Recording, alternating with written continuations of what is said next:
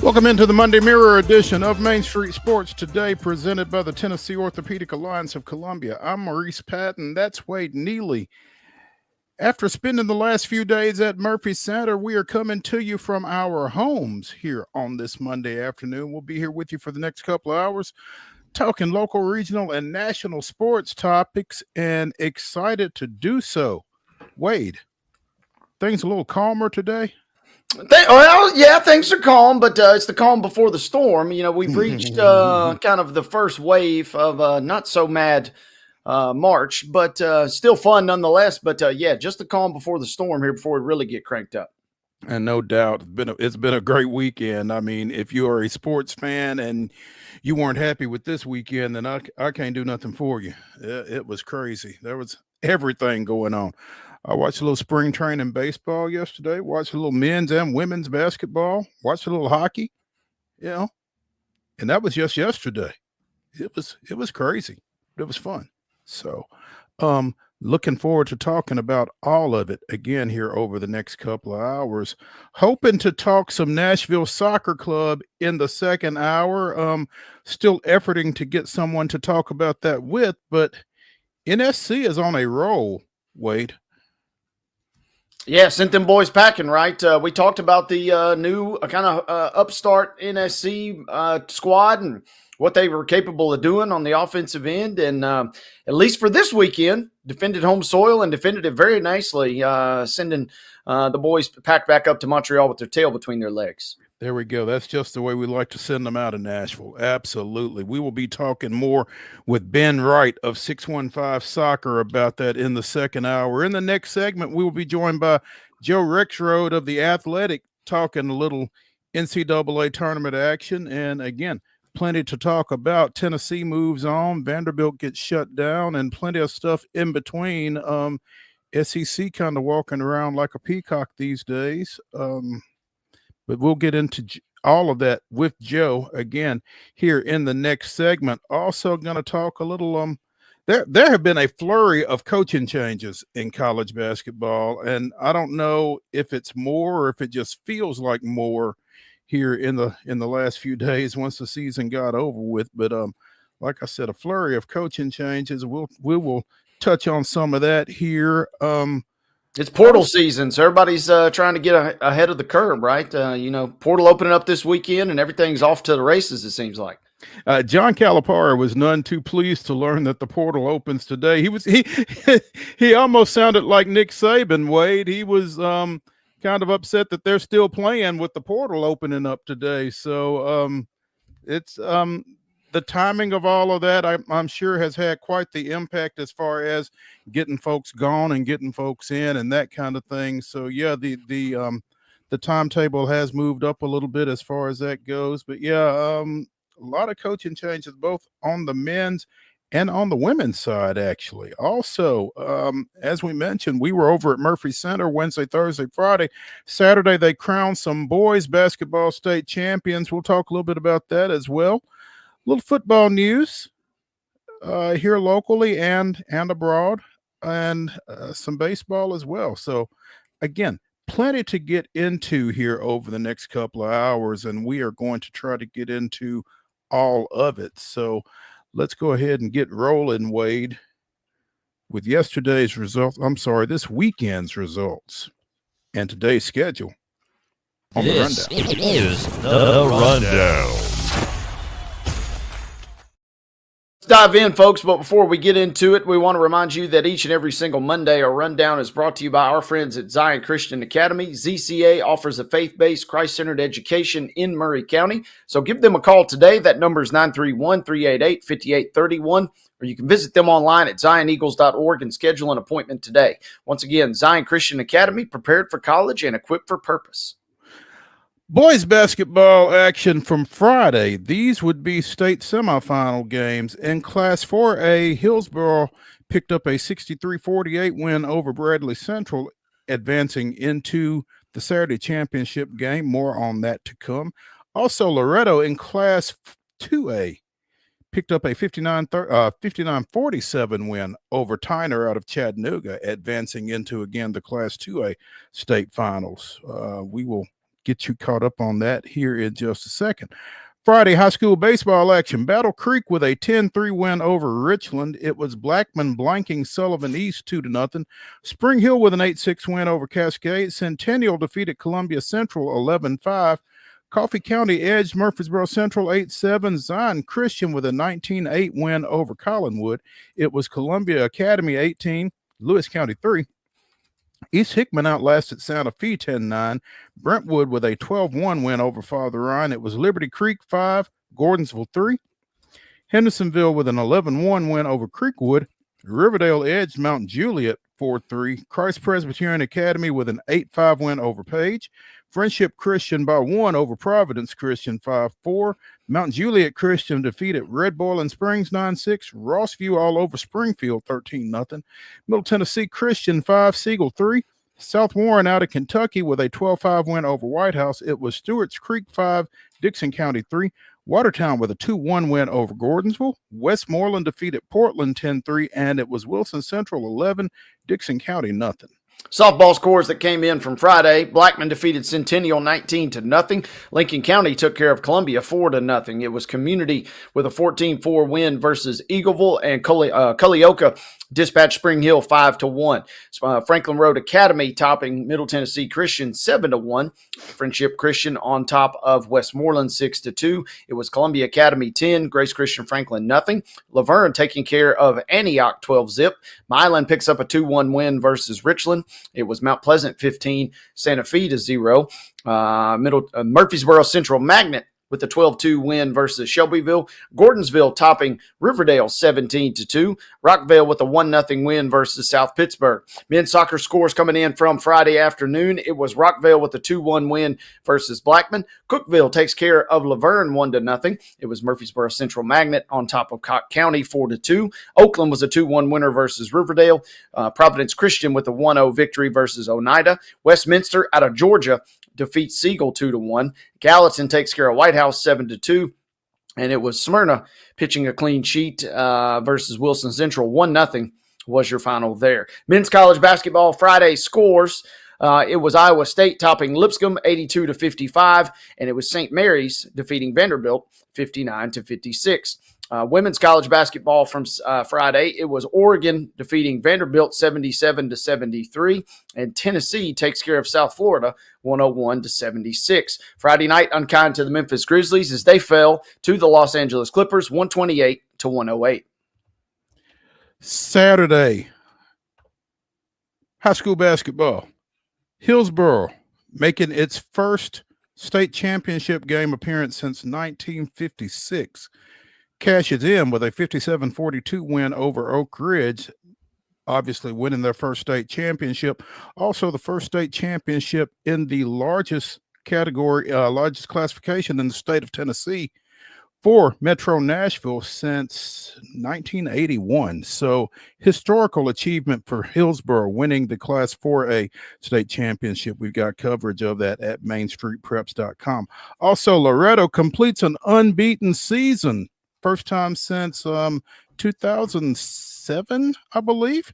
The Mustangs 68-66 in overtime over Alcoa for the Class 2A state championship. So congrats to them.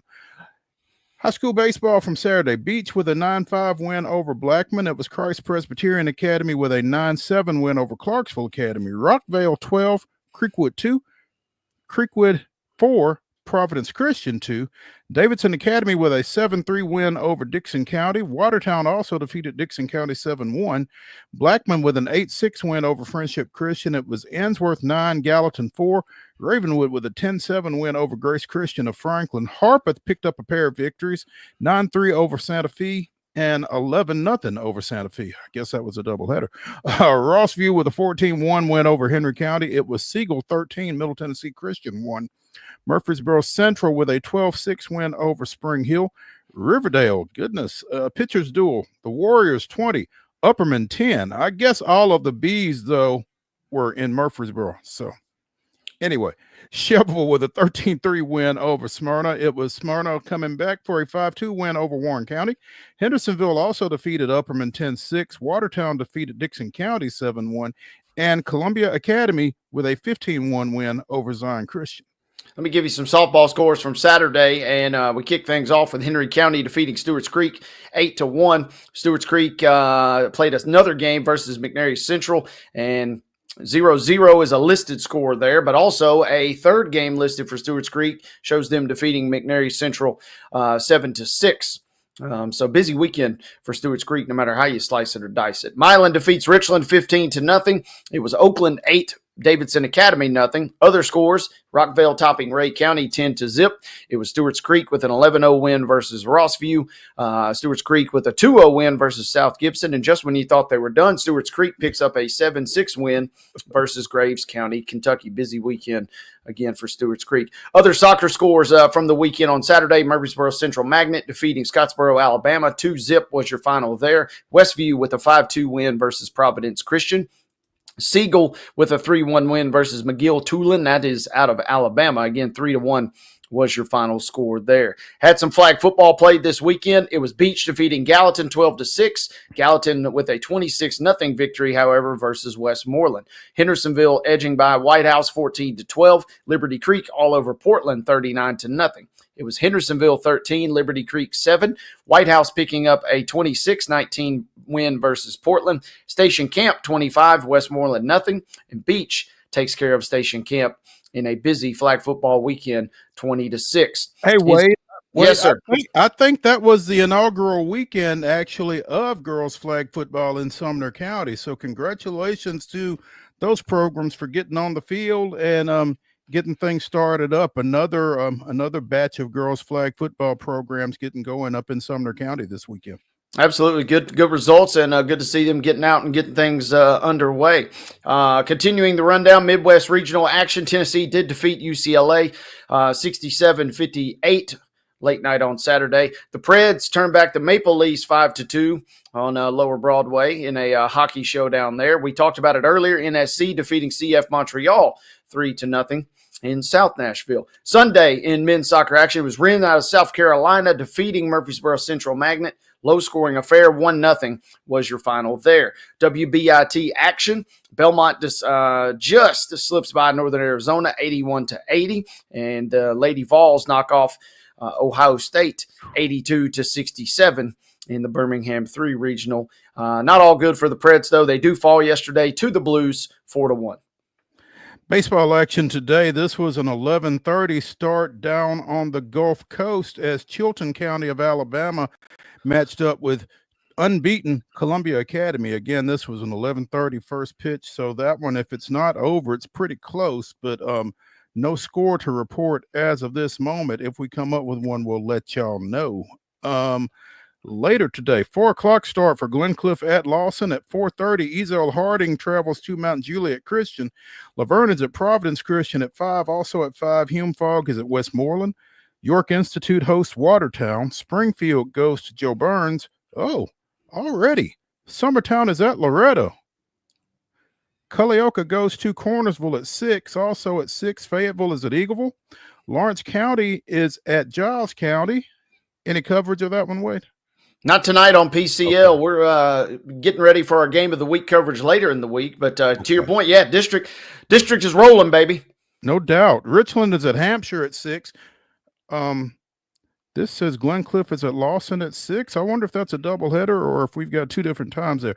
Community goes to Mount Pleasant at 6. Also a 6 o'clock start for Marshall County at Murfreesboro Central. South Hills of California is at Siegel at 6. That is not a district game. Nolensville at Brentwood at 6 is. Also, Good Pasture travels to Clarksville Academy at 6:30. Spring Hill is at Columbia Central. Also, Creekwood is at Fairview. Franklin Christian visits Zion Christian.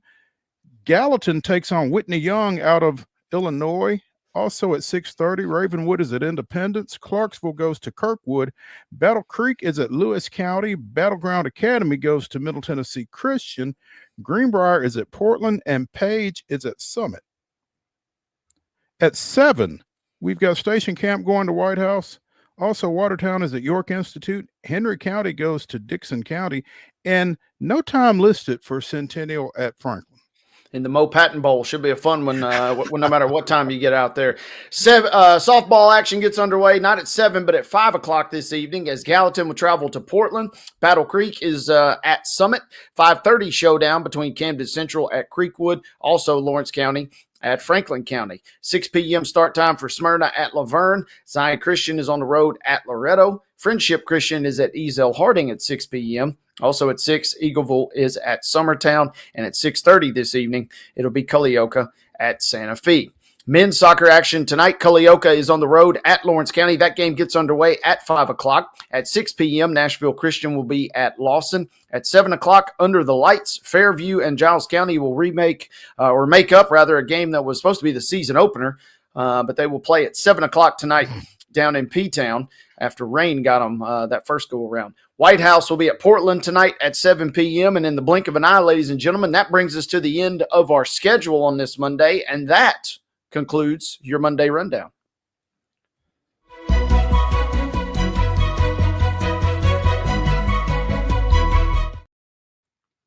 Your top story brought to you as always by the fine folks over at Piggly Wiggly in Neely's Mill in Columbia. Be sure and check out their delicious daily deli lunch options available from 11 a.m. until 6 p.m. Also, their hand-cut meats and everything is cost plus 10% at the cash register. Piggly Wiggly, Neely's Mill, Columbia, bringing you our top story.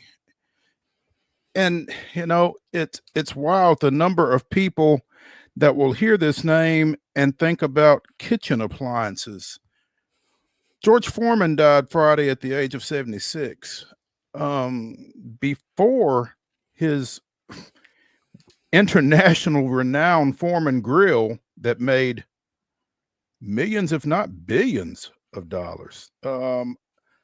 Fortunes that dwarfed his boxing career, according to this article from BBC.com.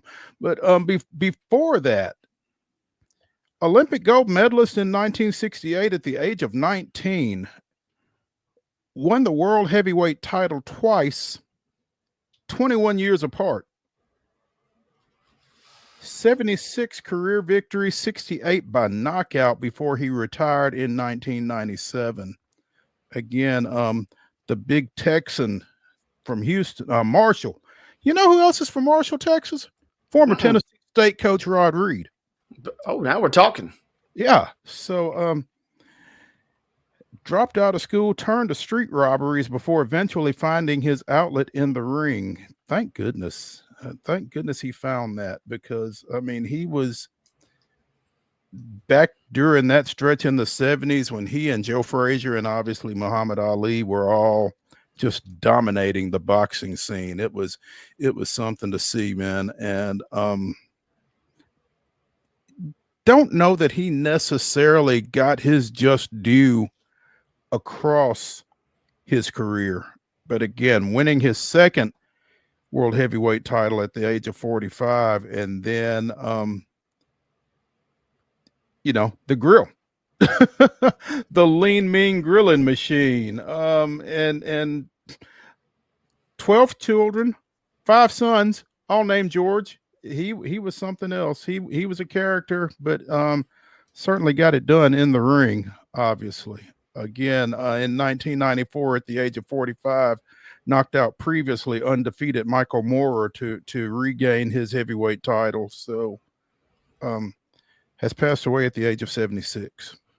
Yeah, tough loss. And as this news was coming in, this was the one, there's been a few lately, it seems like. This is one that kind of transcended the world of sports, getting notifications from not just, your sports apps, but major news. And like you said, got me through my college years. There ain't no doubt about that. Did Mr. Foreman in his own right. But, man, he was as good as it gets. And didn't rewatch it this weekend, but still the 1996 documentary, When We Were Kings, is one of my favorite all-time documentaries across all sports or across all genres, sports or otherwise, about the Rumble in the Jungle and the Zaire 74 concert and everything that was going on down there. And then, to your point, defeating Moore in Las Vegas in 1994 with one of the greatest calls of all time by my all-time favorite announcer, Mr. Jim Lampley, when he said simply, "It happened." One of the most iconic calls in the history of boxing was 2 words, "It happened." And that's because Foreman had told him that he was going to knock out Michael Moore that night in Las Vegas and become the oldest boxer ever to win a heavyweight championship. And he did just that. Like you said, titles 21 years apart, which is just absolutely insane to think about. He got into the business world, obviously, with the grill. And then until HBO shuttered their boxing coverage in 2018, he was a huge, huge part of that. Loved spending time with George in that capacity. And, man, he's a guy that's kind of larger than life, and it feels like one of those unfortunate losses during an era where the athletes and personalities were larger than life. And I don't know that we're going to get those type of characters again. I mean, that documentary and that poster, I mean, you have two of the not just titans of the sport, but titans of personalities across all sports. And now both are gone in Ali and Foreman, kind of forever intertwined. And then winning the title again versus Moore. He will be sorely, sorely missed. And, I feel like a lot of grills will be fired up over the next couple of days in the safe and cozy environment, a lot of folks' kitchen. Absolutely. To speak to that. But yeah, what a guy. Good friend of mine, Edwin Smith, known each other for almost 40 years. We were texting back and forth Friday night. I met him years ago at Opryland. I had to escort him to his room. Very nice man. Largest hands I've ever seen. And he put those hands to good work, obviously. George Foreman dead at the age of 76. Our condolences go out to his friends and family and the boxing community, because again, he will be a huge loss. Let's take a break here on Main Street Sports Today, presented by the Tennessee Orthopedic Alliance of Columbia. When we come back, we'll talk a little hoops with Joe Rexrode of The Athletic. Stay tuned.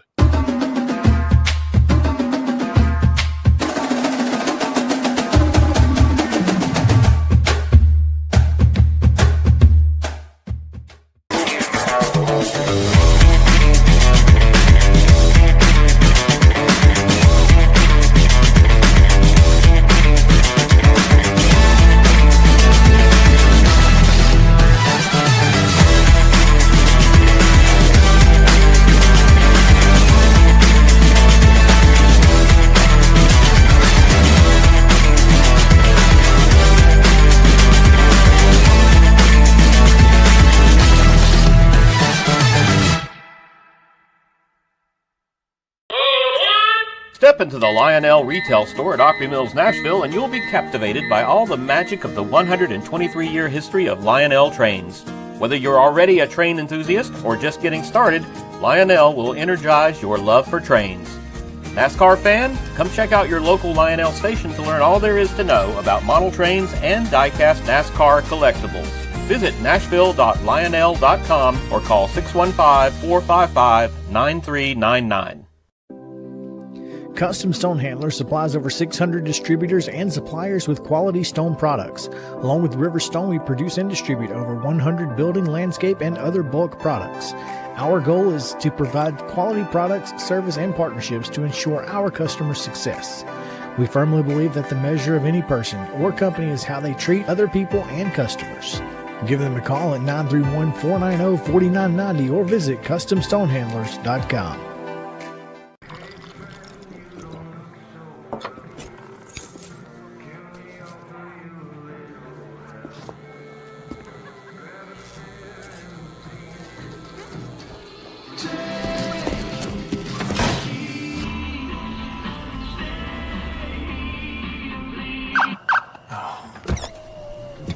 You're seeing the signs too, right? What signs?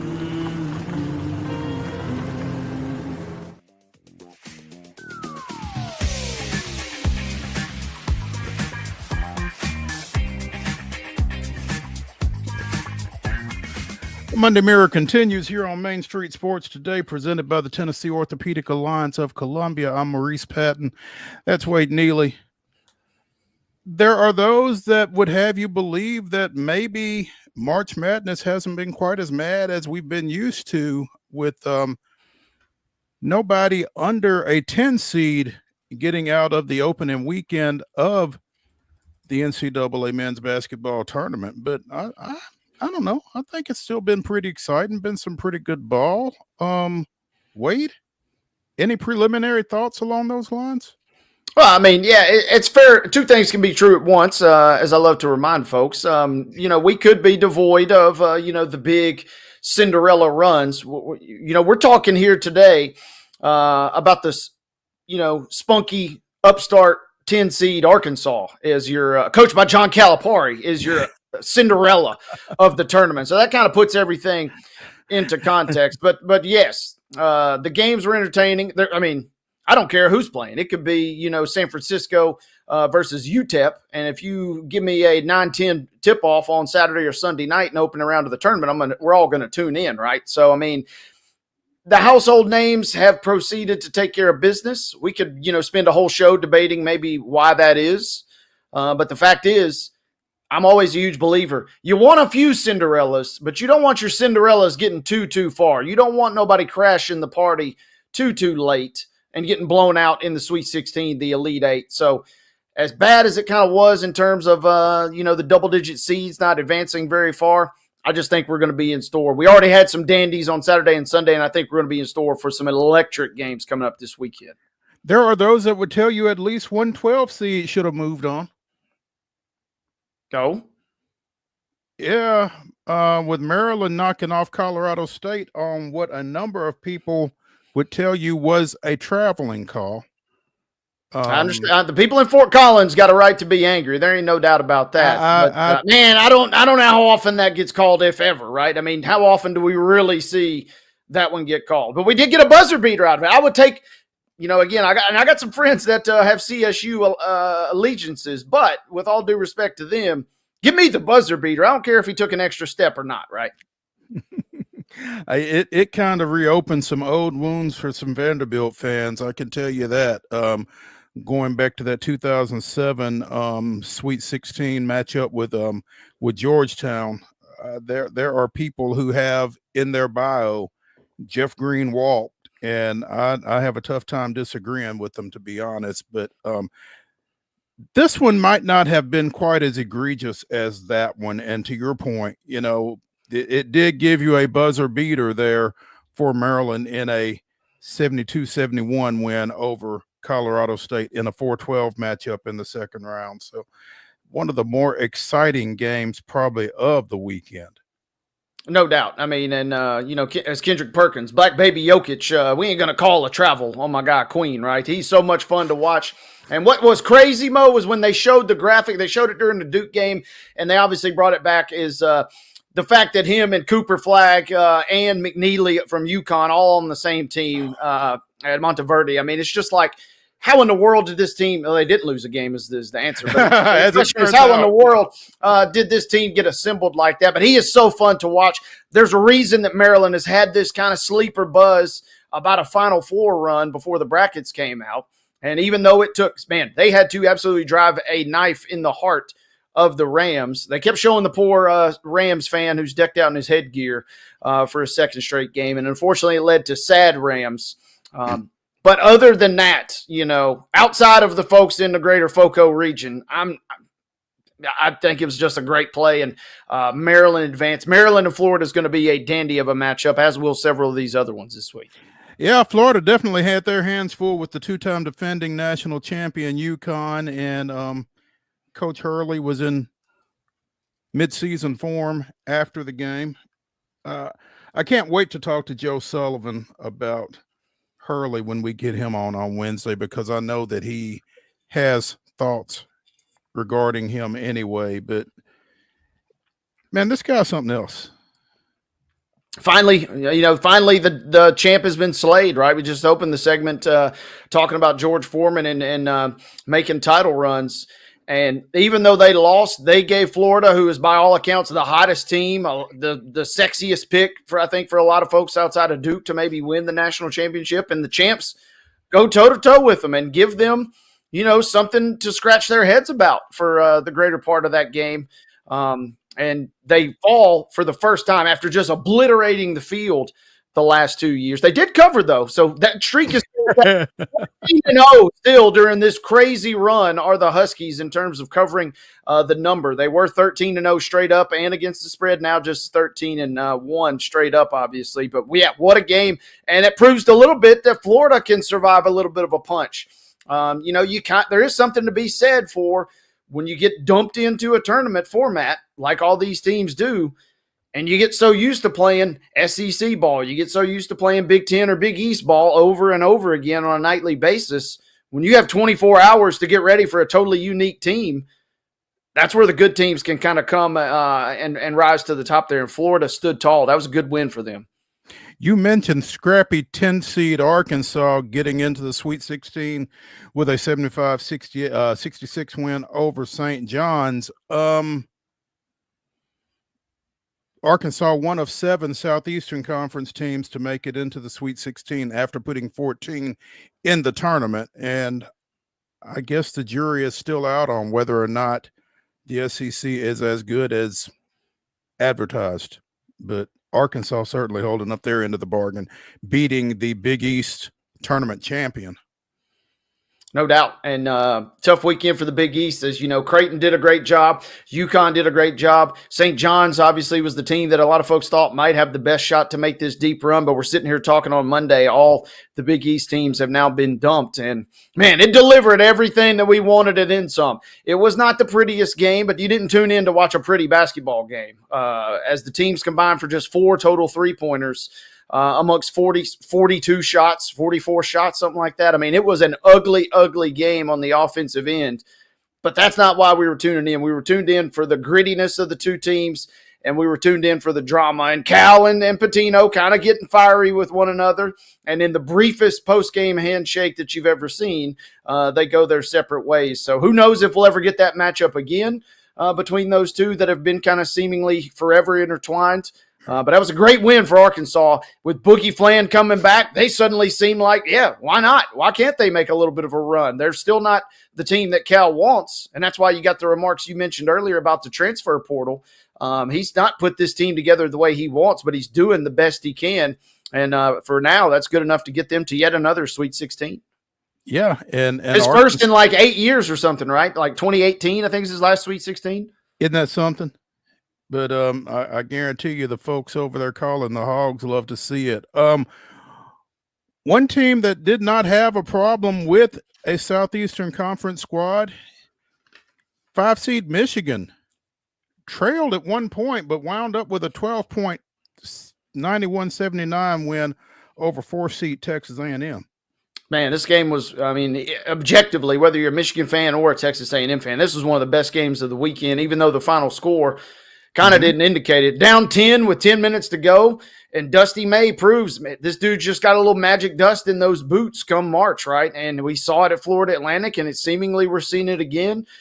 Michigan turned a 10-point deficit, closed the game on like a 31-7 run or something absurd, and just kind of we talked to Blake Lovell on Friday, and, you know, he echoed what Dusty said after their opening round win versus San Diego and what we talked about in that postgame. We got a rebound, and they were snatching up rebounds, not just Golden and not just Danny Wolf, but everybody from Michigan was diving on the ground and taking care of business. That's a massive win for them. I didn't necessarily think that they had the goods to get it done, but Texas A&M, that's got to be one. With 10 minutes to go, it just felt like Texas A&M had kind of just thrown in the towel and was just trying to get that clock to triple zeros as fast as they could. I mean, really. Yeah, great win for the Wolverines. Their reward is another SEC matchup as they sit across from top seed Auburn. Going to be fun. I'm trying to sell every single item I have to be able to afford a ticket to Friday's game down in Atlanta. We'll see if I can come up with the goods for that. But then to kind of make things stick even worse, Mo, Ohio State got left out of the tournament, and then they got to watch one of their very own. Roddy Gale from Michigan is burying threes left and right after he transferred from the Buckeyes. So he's really sticking the knife to him, too. It was a great weekend for my Maize and Blue boys. And you'll roll the dice with Auburn. Talking with a big Auburn fan over the weekend, he said, I don't really want a part of Michigan. You take your chances with somebody else. Ole Miss, if you had Ole Miss, you'd certainly feel a lot better about being able to knock them off. The good news for Auburn, they didn't look that great at times this weekend. Kind of sleptwalked through the win versus Alabama State. And then, versus Creighton, there was a little bit of a stretch where it didn't look like things would go their way. But they seemingly have rebounded. I think that'll be a fun game on Friday as well. One that I think is going to be fun is BYU shot its way into the tournament. They announced their presence with authority back in the Big 12 tournament with that 18 threes in a game, and they've continued to roll.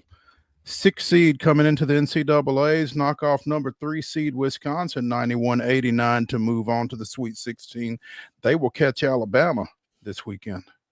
That's going to be fun too. And BYU Wisconsin, I had that one circled as probably going to be the most entertaining game of the weekend, and it didn't quite get to that level because there were so many other good games. But man, it was pretty doggone close. And if you're BYU, you got to love what's going on. Saunders is an absolute electric player for the Cougs right now. They're rolling, have taken care of business. They're playing fun basketball, like you said, burying those 12 3-pointers. And then you lose Pope. You're thinking, oh my goodness, where are we going to go? Now you got a chance to potentially play your way to the Elite Eight or even the Final Four, and you get one of the top 2 recruits in the country coming in next year. So times are good suddenly for the folks in Provo. 12 of the top 16 seeds advanced into the Sweet 16. This tournament looking pretty chalky, as we said. That's great for me. The one year I decided to pick all chalk for my bracket, it's chalky. So I'm feeling pretty good. I'm kind of like a Rain Man in a sense here with the bracket right now. We're doing okay. We're hanging in there, but you're right. I just look, the Cinderella angle is great. We get some magical moments. And like I said, we could spend 2 hours on why the Cinderellas may or may not be where we're sitting here right now. 3 letters, NIL. You could probably figure out the math on the rest of that. But the fact remains, I'll take, we still got some entertaining basketball on Thursday and Friday and certainly Saturday and Sunday. But I'll take the lack of Cinderellas. I'm going to whisper that. I'll take that if it means what we're going to get, I think, coming up this weekend, because you don't want St. Peter's going to your Final Four and losing by 30. Nobody wants that outside of St. Peter's, obviously. Everybody wants nice, fun, competitive games. And by kind of whittling the field and kind of, you mentioned half the field basically at SEC squad, half the field, either Big 10 or Big 12 at this point. We did get a cool matchup Sunday night, Mo, though. How about the Pac-12 putting it on for the throwback one time with Arizona and Oregon getting out there in what was an electric finish as well. So, I mean, the powers have advanced, but I think we're in store for 2 really good nights coming up Thursday and Friday. One of the least happy guys with this weekend's events has to be Tim Doyle of CBS Sports, who called Ole Miss a fraud not once but twice, and has now booked basically a visit to a dunk tank in Oxford on one of these upcoming football weekends for himself. Apparently just was not sold on Ole Miss being in the tournament prior to their win over North Carolina, then doubled down after that, heading into Iowa State. And, of course, the Rebels won both those games and are headed to the Sweet 16. So, kind of like Dusty May, right? Sometimes the coaches just have it and they know how to win in March. No one is sitting here thinking coming into this tournament that Ole Miss is really one of the best teams outside of the folks that spent too much time at the library down in Oxford on a Thursday night. But they got Chris Beard, who's 12-5 all time in the tournament. I mean, just certain coaches, kind of like Dusty May, sometimes the coaches are able just to get the best and squeeze every possible ounce out of these guys, and we saw it. And yes, Ole Miss played, we've talked a lot about North Carolina. Yes, they played them in the first round. Yes, they played a very injured and depleted Iowa State, but them's the breaks, baby, as Teresa Walker would tell you. I mean, that's how it goes. And the matchup is what the matchup is. Can't really hate on Ole Miss. I'm not going to say that they will knock off Tom Izzo or anything on Thursday, but 2 wins, taking care of business. There are many other teams that would have loved to have been able to take care of business the way Ole Miss did this weekend. Without question. Don't want to slight the women's tournament that is also going on. Vanderbilt coming up short in their opening round matchup, and I have lost their score. They lost in overtime to Oregon. 77-73. Tennessee, after their opening round victory, moved into the Sweet 16 with a very exasperating game yesterday at Ohio State. They were up 17 at one point, and then it was tied. And they finally came out again with that 82-67 victory at Ohio State. But man, show your work. It was ugly. I don't know that they can beat anybody else with the performance that they had yesterday, but they beat who they needed to. So Tennessee moves on as a 5 seed. Big win for Kim Caldwell in her first season, getting that team into the Sweet 16. Yeah, and kind of like we just talked about Beard and other coaches at large. Rightly or wrongly, sometimes all you're measured by is what happens in the tournament, and we have seen a lack of success from Tennessee in the tournament. Now, unfortunately for Kim Caldwell, Tennessee's a program that the Sweet 16 just ain't good enough. You're going to have to do a little more than that, and Texas is absolutely throttling Illinois at the moment, so it looks like it will be Tennessee and Texas tangling sometime early afternoon later this week. But, not a bad start. Again, getting your program kind of like Calipari, kind of taking over and trying to rebuild on the fly. It's not good enough to really, really keep the Lady Vols fans at bay. Nothing short of a national championship will do that. And even then, they might still come for you. But getting the 2 wins, beating the Buckeyes, getting a little slight measure of revenge from the college football playoff, never hurt nobody. And so you'll take your chances. Just roll the dice with whatever happens versus Texas. And then, winner of Notre Dame TCU, you can kind of maybe just take whatever is available to you at that point. Absolutely. Let's take a break here on Main Street Sports Today, presented by the Tennessee Orthopedic Alliance of Columbia. When we come back to continue the Monday Mirror, we'll continue the basketball talk, more along the sidelines maybe, but stick around when we come back.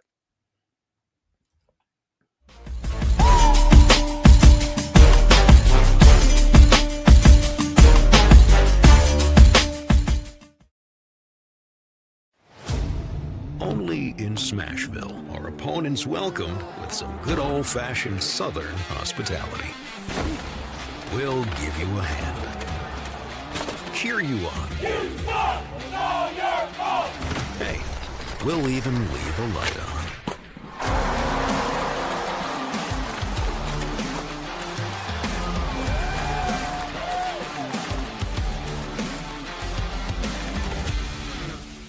At Delta Dental of Tennessee, we know our success begins and ends with providing superior quality service, and that includes serving those who need it most.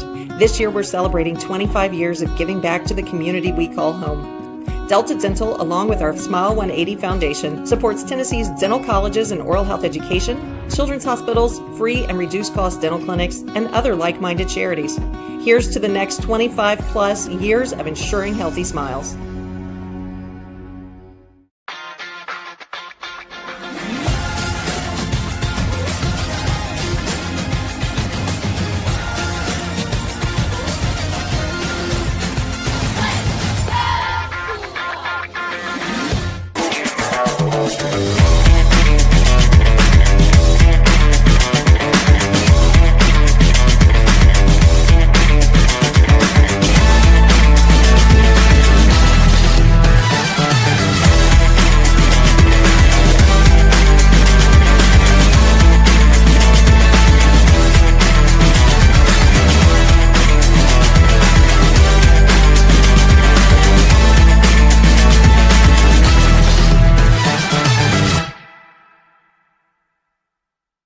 A game without a crowd is just a scrimmage. A performance without an audience is just a rehearsal. Without your presence, high school sports and the performing arts aren't possible. Ensure that these essential extracurricular activities continue to enrich the lives of students in Tennessee. Purchase a ticket to your local high school's game or performance. This message presented by the TSSAA.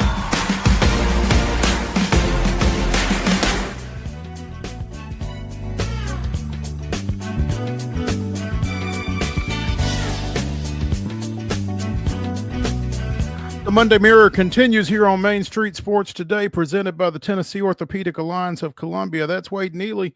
I'm Maurice Patton. We're coming to you from our homes on this Monday afternoon. And as we mentioned, we spent a little time over at Murphy Center on the campus of Middle Tennessee State University last week for the boys basketball state tournaments. And congratulations to Chattanooga Prep, picking up its second consecutive Class 1A state championship, defeating Memphis Hillcrest 77-50. The Sentinels have become quite the powerhouse in Class 1A here of late and taking care of business this week over in Murfreesboro.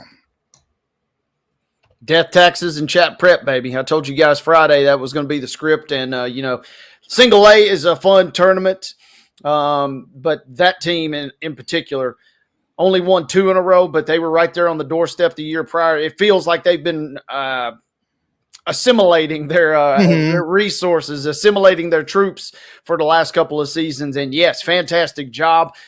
You could have the most stacked team in the world, but you still got to go out and play the games, and you still got to go out and beat some teams, and that's exactly what they did. So kudos to them on getting it done. And I'll tell you what, a lot of underclassmen on that team. The starting point guard was a freshman, at least one junior up front. I believe their Mr. Basketball finalist is a junior as well. So, I mean, you're going to have to deal with them next year as well, I do believe. In Class 2A, Loretto comes into the tournament 32-0. They come out of it 35-0. The Mustangs had to work overtime on Saturday to get past Alcoa 68-66, but they did so. Second state title for Greg Tips down there, his first one coming in his first year back in 2018. So a little bit of a dynasty at work down there in southern Lawrence County. Congrats to the Mustangs. No doubt. And like you said, talk about dethroning the champs, taking care of Alcoa, the beast in the East.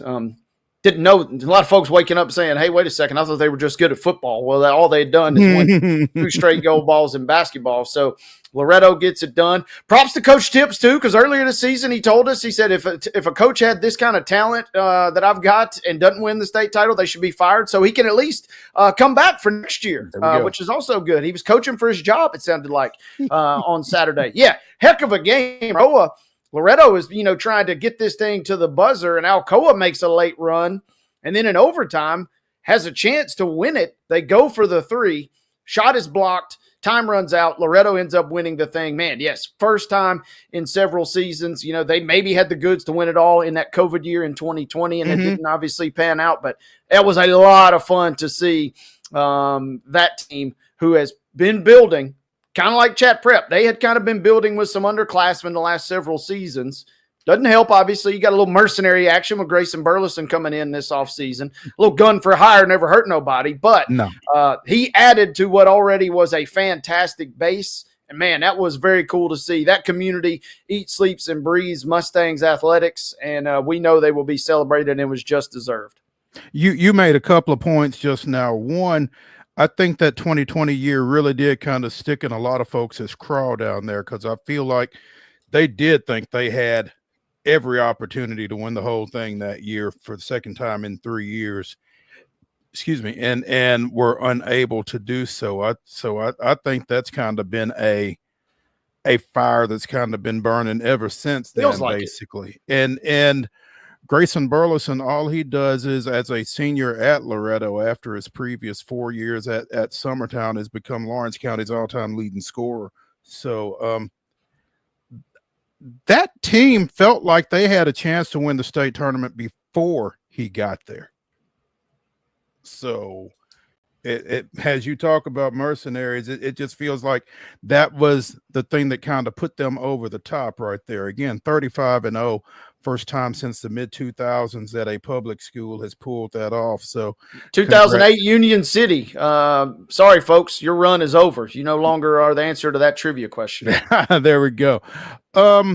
Two teams that were pretty familiar with each other met in the 3A state finals. Upperman and Tullahoma, who played in the region, what would that be? Region 4 3A, Wade? Is that what that is? And met again in Saturday's championship. The Bees 10 points better, 65-55. But congrats to both those programs. You know, Jason Welch down at Tullahoma has done a fantastic job. Bobby McWilliams at Upperman getting to the state finals for the first time. And remember the name, Ty Cobb. Wade can tell you, he's a real deal. Yeah, he was a lot of fun to watch, and he did Ty Cobb things, right? And Burleson, real quick, you made the point, and this speaks to what Loretto as a team is. Burleson did not have his best 3 games of the season by any means. I think he would tell you that, and I think Coach Tips would tell you that. But Ty Cobb, meanwhile, he single-handedly lifted Upperman after a hard-fought win versus Hume Fogg to open a very pesky and very long and lengthy defensive-minded team. Cobb just breezes by them. He single-handedly outscored them for much of that game. They knocked off a really prolific scorer in their own right in Greenville's Trey Thompson, 55-47 on Friday. And Tullahoma, who had beat them in the region championship, man, you wonder if Tullahoma maybe said, hey, we wish maybe we'd have lost that game, because it seemed like Upperman was a little ticked off. There's a little bit of a swarm effect going on right there. Cobb carries the load, 33 of their 65. He's undoubtedly your 3A MVP, just a sophomore. And big man Brosden Chaffin, he's got some MTSU football look. He had 12 points and 8 rebounds. Yes, they got some other players on that team, but with Brosden a junior and Cobb a sophomore, no matter who they lose, it feels like Upperman is going to be a team that you're going to remember heading into next season as well. Yeah, and you're going to want to see Chaffin on the football field, I think. He plays quarterback for the Bees, but again, 6'3", 220. There's a lot of places that he would fit at the next level, and I feel like he would look awfully good in blue. Yeah, there's a lot of buzz going on, pardon my pun there, but between Chaffin and the Blue Raiders, you know. I'd love to see him at QB. Who knows if he ends up playing QB, but, man, he would be fun to watch. And they got stunned by Macon County in the second round of the football championship this year, so they lose to the eventual champ. So you got to think that they're going to have a little juice coming into next season. Cobb on the night on Saturday, 9 of 19 from the floor in that 33-point performance. He had 10 rebounds and 5 assists, and he was 14 of 14 at the free throw line. He's pretty good. They like the ball in his hands. He does not play football, but I was talking with some of their guys from the Upper Cumberland Reporter this week. They said, I think he would play if you asked him. It's just that everybody kind of feels he's untouchable in terms of playing other sports right now. But I think if they got desperate, you know, he would get out there and suit up, and probably kind of as is they're a 3A team that's got 1A vibes, right? I mean, they're just gritty and scrappy. It's a small community up there in Baxter. I could see Cobb out there catching some TDs from Chaffin if push came to shove. Absolutely. He'd give you something if he went out there for sure. In 4A, again, Hillsborough snapping a Metro Nashville drought, the first win for Metro Nashville in the largest class since 1981 when Pearl did it. Not Pearl Cone, just Pearl. So the Burros with a 57-42 win over Oak Ridge there for the state championship in Class 4A. Congrats. You know, we just had Rodney Thweet on a few weeks ago. I don't know if there's any correlation between coming on our coach's corner and winning state championships, but we report, you decide. Anyway, congrats to the Burros. Great performance over in Murfreesboro over the weekend, defeating Maryville 53-47 in the quarterfinals. Again, defeating Bradley Central 63-48 in Friday's semifinal, and then taking care of business against Oak Ridge. I'm married into him in PS household, so Mary Austin strutting around a little bit more. That was one that will reverberate kind of in the Nashville community. I think a lot of folks are proud. And Coach Tweet, man, yeah, when we talked with him, he didn't really hold back. He said, yeah, you know, I kind of realize I've got a good team. It's kind of up to me and up to the guys now to see what we do with this thing. And yes, man, beating topping off Maryville and then defeating Bradley Central and then Oak Ridge. That is 4A is a stiff road no matter who you got to go through, and that's well-deserved. Finished the year on a 21-game win streak.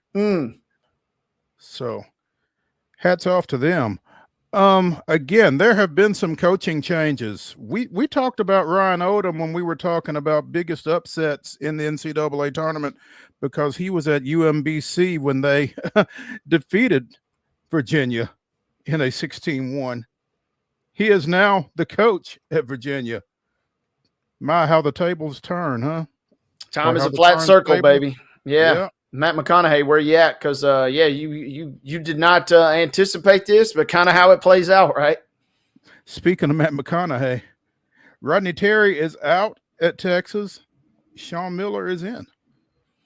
Somebody pointed out, man, did Sean Miller know how hot it gets in Texas? I mean, this is the dude that sweats through every single item of clothes that he owns just walking out on the court. He better make sure he gets a thermometric readout before he hits the hardwood there. Dress accordingly, young man. Maybe seersucker will be in vogue again for Sean Miller in Austin. Ben McCollum, after 1 year at Drake, is apparently the new guy at Iowa.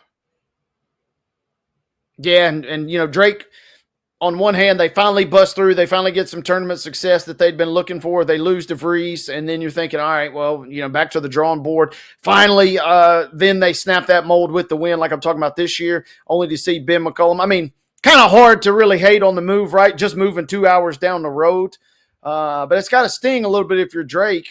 But we've talked to many, many guests. If your team is not losing coaches to the next level or to the next step, then it's kind of an indictment of your team and your athletic department, I feel like.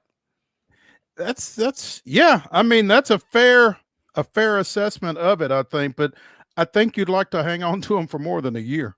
Yeah, maybe get with your legals and do something a little better with your buyout because, man, after losing DeVries after just one season at WVU and then bouncing, and then now you lose McCollum here. Tough break. Like I said, I kind of get the move, just moving right down the road. He's an Iowa guy too, so. Absolutely. Former Mississippi State football coach Dan Mullen is the football coach now at UNLV. We might have this same path being followed, sounds like, as ex-Bulldogs coach Rick Stansbury is reportedly the favorite at UNLV.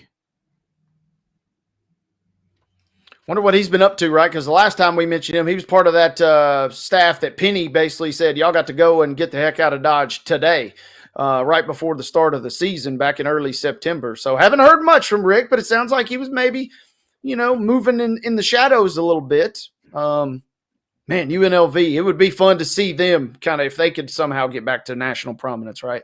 Well, it's interesting that you wonder what he's been doing because a phrase that I heard used with him years and years ago is you don't see him, you just see the grass moving. Make of that what you will. But yeah, I mean, again, sort of like we talk about Will Wade and NC State. Maybe some of the things that have been in Rick Stansbury's past won't be a problem now at UNLV. Yeah, I mean, it feels like you could do worse. And UNLV has seen San Diego State, New Mexico, Boise State, Utah State. I mean, they were sixth. Yeah, they were sixth in the conference this year in the Mountain West. And that's a league that has produced some pretty good talent in the last couple of seasons alone. And it's produced some good teams. We're talking, maybe a Sweet 16 team if travel is called for Colorado State. So, I mean, UNLV kind of readjusting and recalibrating. Football had some great success this season. And, basketball saying, hey, don't forget about us too. Absolutely.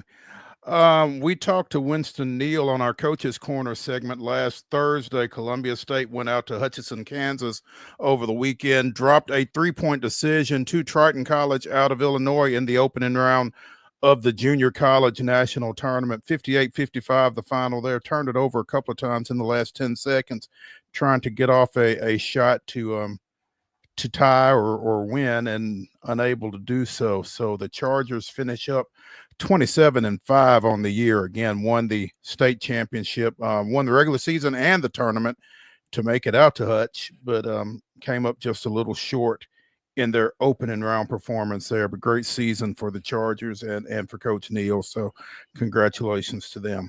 Mm-hmm. Hour number one here on the Monday Mirror edition of Main Street Sports Today, presented by the Tennessee Orthopedic Alliance of Columbia, is in the books. During our second hour, we will be joined by Ben Wright of 615 Soccer talking about the Too Hot to Handle Nashville Soccer Club. We'll also be talking a little football, American football, and some baseball as well. So stick around when we come back for hour number 2 after this.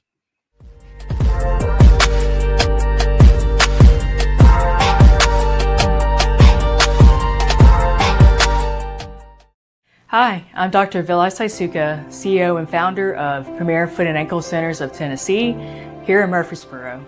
We offer foot and ankle care from ingrown toenails to diabetic foot wounds. We also fix ankle fractures and things like that. Call us today to schedule an appointment. We look forward to seeing you. Because here at Premier Foot and Ankle, we believe that the journey begins with happy feet.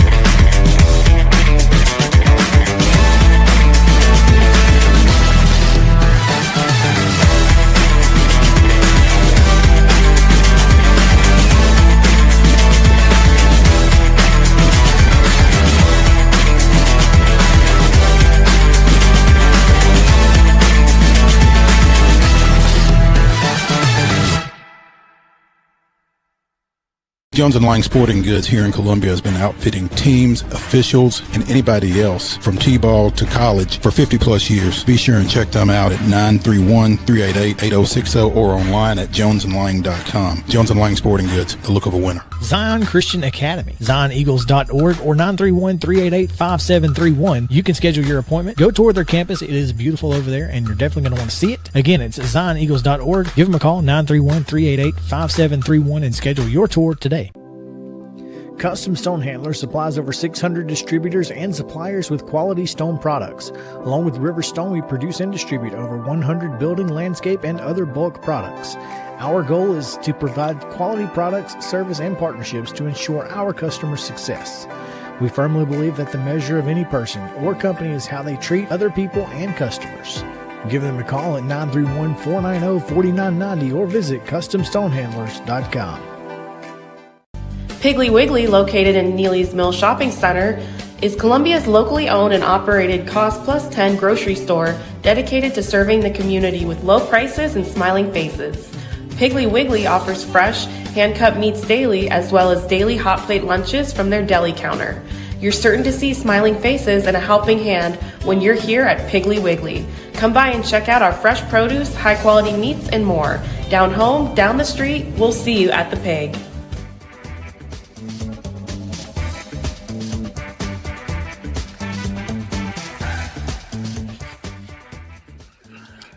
Hour number 2 of the Monday Mirror edition of Main Street Sports Today, presented by the Tennessee Orthopedic Alliance of Columbia, gets going right now. Again, that's Wade Neely. I'm Maurice Patton.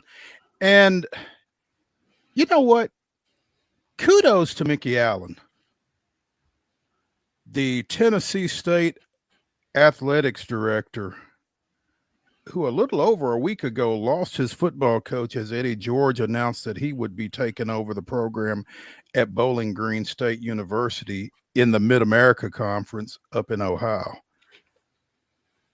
Earlier today, TSU introduced Reggie Barlow as Eddie George's successor. Barlow comes most immediately from the DC Defenders of the United Football League. He was coach of the year in the UFL in 2023 when DC went 9-1. So I guess that means they were 4-6 last year because they were 13-7 in his 2 seasons at the school, with the team. I'm sorry. Prior to that, though, he had coached at Virginia State and been successful at that level. He's an Alabama State graduate, played professionally, and just with everything that we've talked about on this show, with everything that we talked about with John Bryce of Football Scoop, as far as, the financial situation at Tennessee State, for them to be able to come up with a coach with the background of a Reggie Barlow, I just think it's a fantastic hire. Feels like a good get, especially on short notice, and you kind of continue the professional development angle as well with Barlow. And if you're Tennessee State, this has got to feel like basically a home run. That's how it feels to me. Feels like you could have done a lot worse. Feels like this could have drug out for a long time. But not only do you get something turned around pretty quick, but you also land a coach with a pretty solid reputation, and now a chance to kind of, instead of thinking a complete rebuild and kind of reassimilating the debris from Eddie George's departure, now all of a sudden you're saying, okay, maybe we got a little something to work with here. I think maybe you got a little something to work with. I think some of these guys that might have been headed toward or getting into the transfer portal, this might give them some reason to, one notable exception. I'm sure Eric George is going to go ahead and go anyway, but a lot of the guys that might be thinking about leaving, I think kind of have to think twice at this point. Wait a minute, maybe I ought to check in with this guy and see what he's talking about. So again, 34-15 over 6 seasons at Virginia State. Previously coached at his alma mater at Alabama State, 49-42 in 8 seasons there. So obviously has an HBCU background and has had some success at that level and at the professional level. Again, like you said, the professional development aspect that is becoming more and more in vogue, you kind of address that with him as well. But, again, I just can't stress,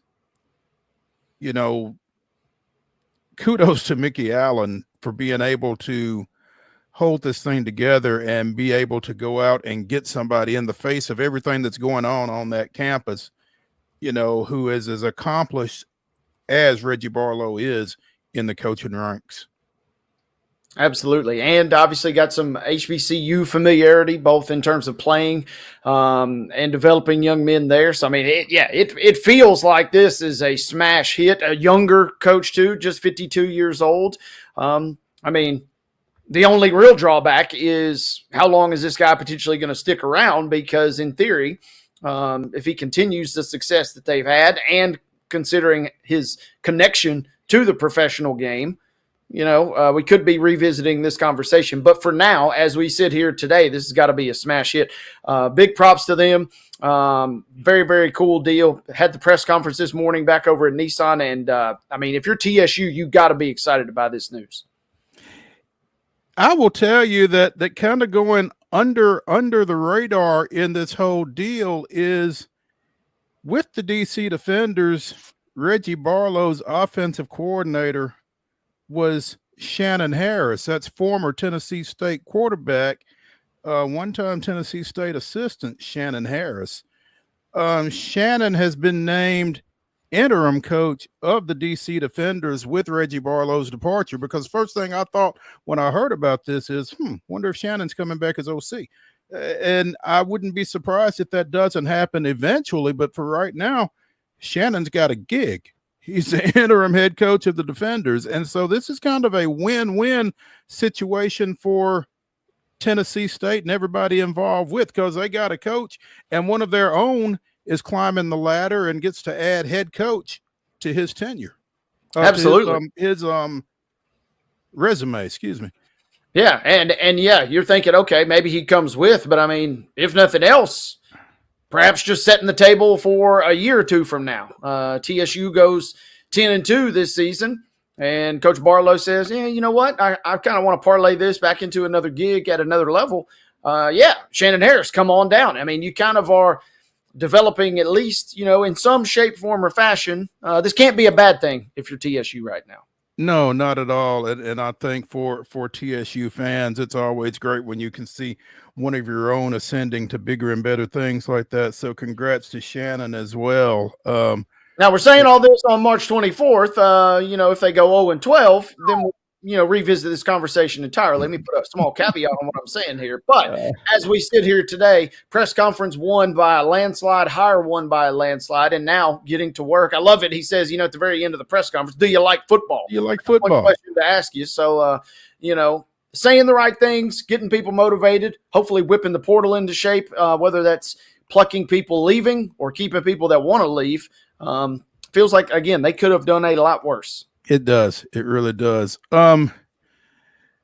Dion threw it out about a week and a half ago that rather than spring practice, he wanted to play another team in the spring.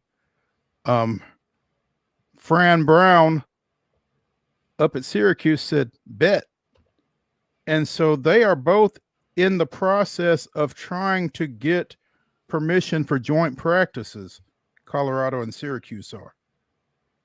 I don't know if or how often that happens at the collegiate level. Obviously we've seen it in the pros. Somebody comes to Nashville almost every summer to work with the Titans, but they could kind of be out in front of something right here. Syracuse and Colorado are seeking approval by the NCAA to schedule joint practices, concluding with a scrimmage next month. Brown spoke to it late last week after a Syracuse practice.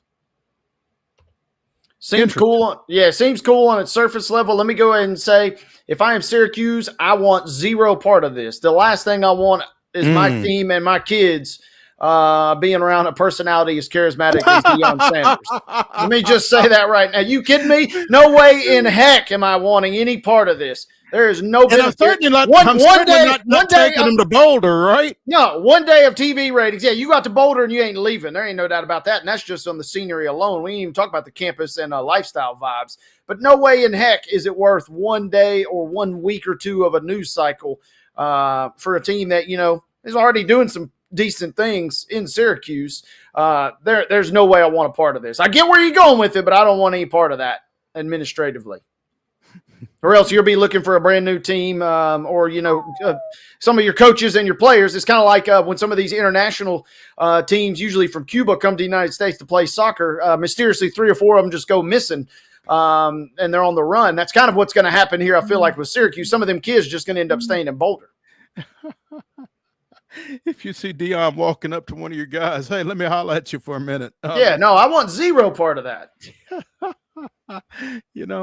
I hadn't thought about that, but once you say it, it's so freaking obvious. Yeah. That's certainly something you got to be concerned with, as you mention it. If he is approaching you, like I said, I've been rewatching The Wire, so there's always a little something going on behind the scenes. If he is approaching you about, hey, why don't it'd be cool if we got together and why is Dion approaching my team about this, right? Just keep your guard up a little bit. But it is cool in theory. As a neutral fan with no skin in the game for either team, I love it. In theory, yeah, absolutely. You wouldn't want your team going out there.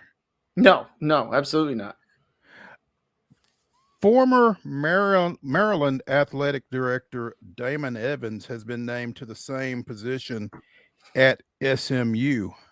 Damon Evans, who previously served as AD at Georgia as well, but has been on the Maryland campus since 2014, has served as AD for about the past 7 or 8 years, has taken over again at Southern Methodist. Maryland won 49 Big Ten championships and tournament titles while he was there, the third most of any institution in the Big Ten. Basketball, though, has been a struggle. And, getting out to SMU, which is now in the Atlantic Coast Conference and showing some upward mobility. Again, a college football playoff almost participant this past year. They seem to be moving in the right direction, and maybe it was just time for a change for Evans. Yeah, it feels like it. Like you said, had been at Georgia. His roots are in the Southeast, starting at Missouri way back when in their compliance office and then going on to Georgia. Maryland to your point, yeah, they've won a boatload of championships, but they feel like they're always kind of punching above their weight at best in that league. There are so many other powers that have seemingly a lot of advantages there. Meanwhile, SMU, other side of the fence, they're brand new in the conference. They got a boatload of money, and they're in a league that is massively in flux right now. Seemingly okay. You kind of position yourself back in, more familiar territory in the kind of southeastern part of the United States. And, whether it's at SMU or beyond SMU, position yourself kind of nicely here. Seems like a decent fit in my mind. And, Maryland this year notwithstanding, in basketball, you're right, has kind of struggled to kind of find their footing as of late. Same for football. Kind of done some great things. Coach Loxley, had them in the Music City Bowl a couple of years ago, and, they're okay. They got baby Tua. That's really all about that about Maryland football these days. Mm-hmm. Maybe the right time is now to get out, to go to a cool, cushy situation there at SMU where they're rabid about their Mustangs there. And then if that doesn't work out, you're set up nicely back kind of in more familiar territory. Stepping into pro football talk for just a second. We've kind of been keeping an eye on some of the moves that the Titans have been making, obviously, and most of those, it seems, have kind of revolved around availability, guys who have been reliable and able to get on the field on a more consistent basis, I guess. Well, they just got 12 years younger at kicker with the addition of Joey Sly, 28-year-old, 6-year veteran who will replace 40-year-old Nick Folk at that position. Sly hasn't been quite as productive as Folk, but again, he's younger, and it feels like, again, this new front office is putting a premium on guys that can go to the post on a more consistent basis. Yeah, save in theory, maybe save some money, get a little younger. And I mean, seemingly there's always two ways to approach the kicking place kicker position, right? I mean, you find the guy or a guy, a stud, and you just ride that position out for as long as humanly possible. Or, you just kind of go the other route, which is kind of the revolving door method, where you just kind of, okay, if this guy doesn't work out, you certainly don't want to get in the habit of losing a lot of games as a result of kicking issues. But with a guy with folks kind of injury sheet, especially last season and 2 seasons ago, kind of you'll live with that. You either want to go with a super well-established long-term option, or you just kind of roll out a revolving door. Sly had some decent run, whether it was in Washington or I remember him from Carolina years ago, but feels like you could have done worse here. They also late last week added former Falcon Lorenzo Carter, kind of an edge guy, as they try to kind of reinforce things on that side of the ball as well. 3rd round pick of the Giants in 2018, 32 total tackles with Atlanta last year from the edge, playing in a 3-4 down there. And I guess with the loss of Harold Landry and some other pieces, this is kind of helps you address that situation. Helps address it a little bit, but man, if you're looking at it, this is not necessarily, you're putting a lot of faith in Denard Wilson being able to make a little chicken salad, because on paper, this is kind of one of your worst position groups, is that edge rushing position. And you got Draymond Jones earlier this offseason, and now you add Carter. Not necessarily names that are just going to blow you away, but it feels like they still need a little something, whether that is through whatever little bit of free agency is still out there, or whether that is through the draft will remain to be seen. But that's kind of not a full-blown need. We're certainly not talking about, Titans offensive line type need, but it feels like they're lacking a little something in that edge position now. So I'm be curious to see what their strategy is here. There still are a few potential guys off the scrap heap you could bring in that'll be serviceable. You talk about strategies.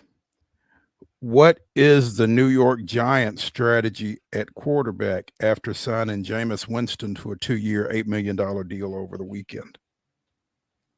I mean, the strategy is going to be better than Daniel Jones, and the strategy is I forget the finances, but I mean, they're not necessarily that far away from contention. It's more deceptive, right? They seemingly are a lot further away from competing than they really are.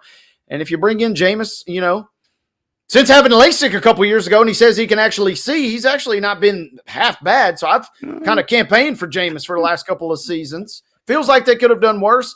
And however it broke down, if it was a breakdown on Rodgers' end or if it was a breakdown on the Giants' end, it seemingly didn't work for whatever reason. Jameis is certainly not a bad bridge option. And like we've said many times on this show, he'll at least make you entertaining. He will make it entertaining. He'll throw 5 touchdowns, but he also might throw 5 picks. I mean, I'm going to tune in either way, no matter what. Well, he will make it entertaining, and he will make the post-game entertaining as well. You mentioned his LASIK. He said he didn't know Bruce Arians was white until after he had it. So, yeah, man. A little fun at himself, obviously, there. But, yeah, he put some up for grabs while he was with Tampa Bay, but he can still sling it, man. Completed 61% for Cleveland this past year. Threw for 2,100 yards, 13 touchdowns, 12 picks. So he trusts his arm. And that seems to have worked for a lot of guys. So we'll see. Yeah, I mean, and with neighbors, or they still don't know what to do with Jay and Hyatt, and they go back and forth whether they love or hate each other up there. There's a lot of bad blood seemingly, but if they get him comfy and happy, I mean, Darius Slayton they just brought back on a new deal. I mean, hey, let those guys just run wild and let Winston find them, right? I mean, 4 verts, right? Yeah, just let it rip, baby. It'll be fun. I don't think the Giants, and if they're going to be bad, you might as well be entertaining while bad. I'm a long believer in that strategy as well. It'll be interesting for the Hueytown, Alabama native. I guess he played in Cleveland though, so maybe the cold won't be too much of an issue in the Big Apple. But I'm interested to see how that goes. Yeah, we saw him on Thursday Night Football in the snow, and he was giggling and smiling. Now that's one night, but yeah, it'll be fascinating to see how he does. Absolutely.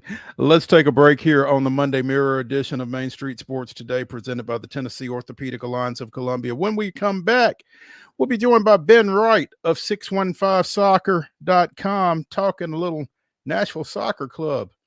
Can't stop them, and you may not be able to contain them. Stick around.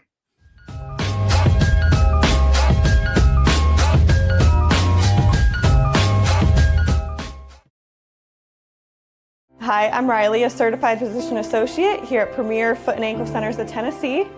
We have a couple locations, Murfreesboro, McMinnville, as well as Franklin. We treat people of all ages. We're excited to get you back on your feet and hope we can help you today. Call us today to schedule an appointment. We look forward to seeing you. Because here at Premier Foot and Ankle, we believe that the journey begins with happy feet.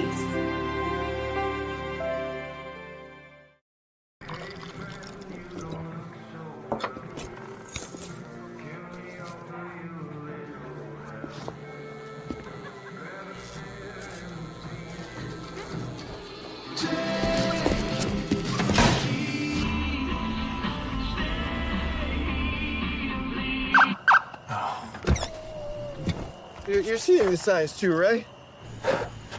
What signs? Jones & Lang Sporting Goods here in Columbia has been outfitting teams, officials, and anybody else from T-ball to college for 50-plus years. Be sure and check them out at 931-388-8060 or online at jonesandlang.com. Jones & Lang Sporting Goods, the look of a winner. Zion Christian Academy, zioneagles.org or 931-388-5731. You can schedule your appointment. Go tour their campus. It is beautiful over there, and you're definitely going to want to see it. Again, it's zioneagles.org. Give them a call, 931-388-5731, and schedule your tour today.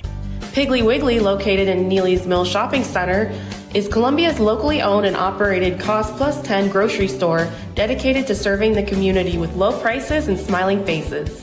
Piggly Wiggly offers fresh, hand-cut meats daily, as well as daily hot plate lunches from their deli counter. You're certain to see smiling faces and a helping hand when you're here at Piggly Wiggly. Come by and check out our fresh produce, high-quality meats, and more. Down home, down the street, we'll see you at the Pig.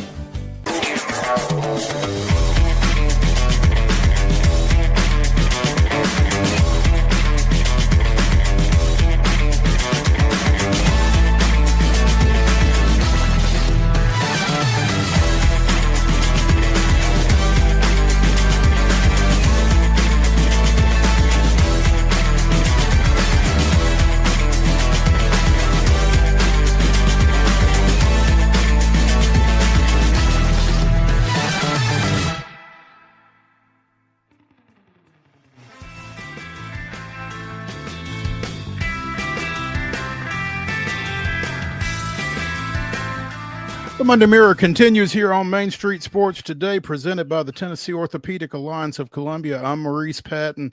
That's Wade Neely. The boys in blue continue to roll with a 3-0 win over at Geodis yesterday over CF Montreal, or this weekend. Saturday, wasn't it, Wade? Saturday night, baby. My bad. Yeah. Here to talk about it from 615soccer.com is Ben Wright. Ben, good afternoon. Hey guys, how are y'all doing? Doing well, thanks, man. Appreciate you taking some time with us this afternoon. What is going on all of a sudden with this Nashville Soccer Club team? I mean, not that we're complaining, obviously, just trying to figure it out.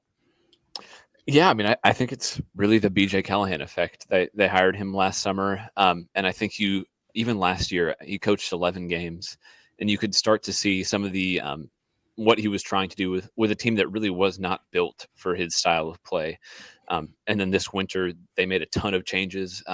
13 players left after last season. And I think they brought in a lot of guys who kind of just fit how he wants to play, how he sees the game.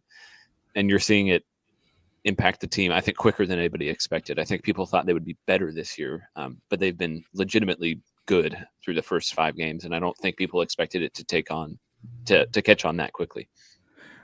1-1 to start the season. Since then, they've ran off 3 straight wins by a combined score of 8-1. And Wade, who is much more of a soccer head than I am, has kind of said all along that you may give up something more with Callahan's style, but you got better offensive opportunities. Well, it seems like Wade was half right.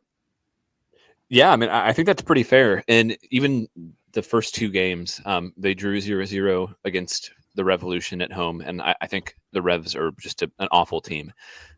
So I think that was a disappointing way to start the season. But if you look into it, I mean, there are 4 kind of starting central midfielders.